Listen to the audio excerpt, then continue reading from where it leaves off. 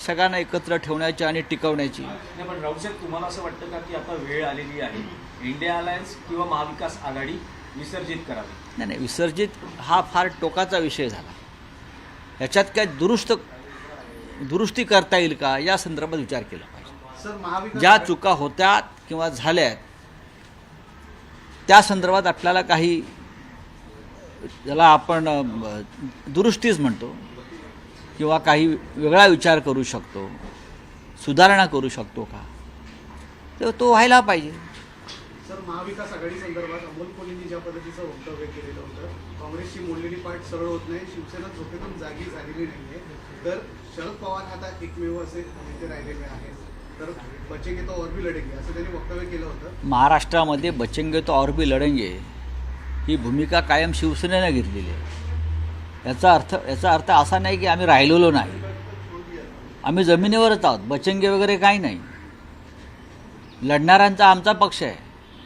आम्ही कधी झुकलो नाही, वाकलो नाही, तुटलो नाही आणि विकलो गेलो नाही. आमच्या पक्षामधले कोणी सांगत नाही की दुसऱ्या गटात जाऊन सत्तेमध्ये सामील होऊया म्हणून. आमचे 20 आमदार आहेत, त्याच्यातलं एकाचंही म्हणणं नाही की समोर जो फुटलेला गट आहे त्यात सामील व्हायचं आणि सत्तेची ऊब घ्यायची, हे आमच्यात कोणी सांगत नाही. त्याच्यामुळे आम्ही लढत राहू उद्धव ठाकरे साहेबांच्या नेतृत्वाखाली. नाही, पण राऊतसाहेब असं म्हटलं जाते की गेल्या काही दिवसांमध्ये देवेंद्र फडणवीस यांची शिवसेना युपीटीच्या नेत्यांनी घेतलेल्या भेटी, म्हणजे उद्धव ठाकरे ते मुख्यमंत्री आहेत ना राज्याचे, ते राज्याचे मुख्यमंत्री, ते राज्याचे मुख्यमंत्री आहेत ना. देवेंद्र फडणवीस या महाराष्ट्राचे मुख्यमंत्री आहेत. विधानसभेच्या सदस्यांनी मुख्यमंत्र्यांना किंवा मंत्र्यांना भेटण्यात गैर काय? आधीच्या मुख्यमंत्र्यांना आम्ही भेटलो नव्हतो का भेटणार नाही याची कारणं तुम्हाला माहिती आहे. ते घटनाबाह्य मुख्यमंत्री होते. आता त्यांनी शपथ घेतलेली आहे मुख्यमंत्रीपदाची की सगळ्यांना समान न्याय देईल, निष्पक्षपणे कारभार करील. आपापल्या राज्याचे विधानसभेच्या क्षेत्राचे प्रश्न असतात.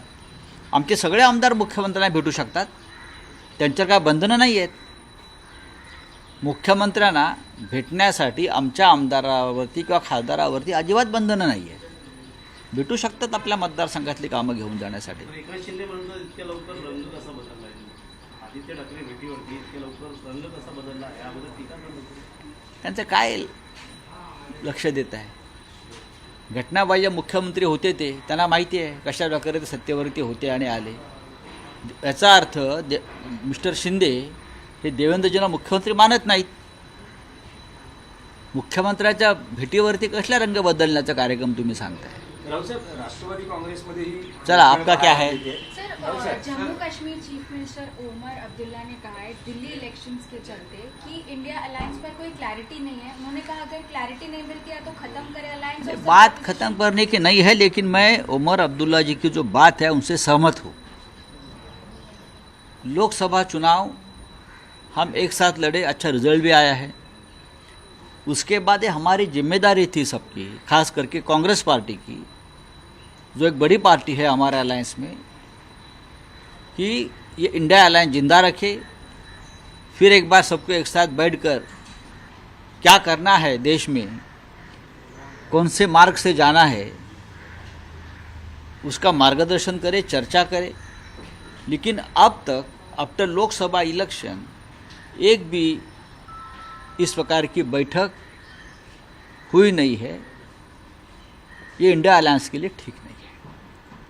तेजस्वी यादव जी की एक बात मैं सुन रहा था, अखिलेश यादव जी, केजरीवाल जी, उमर अब्दुल्ला जी, ममता बनर्जी, सबका है कहना कि इंडिया अलायंस का कोई वजूद रहा नहीं. लोगों के मन में इस प्रकार की भावना अगर आती है तो उसके लिए इस अलायंस की सबसे बड़ी पार्टी जो है वो जिम्मेदार है.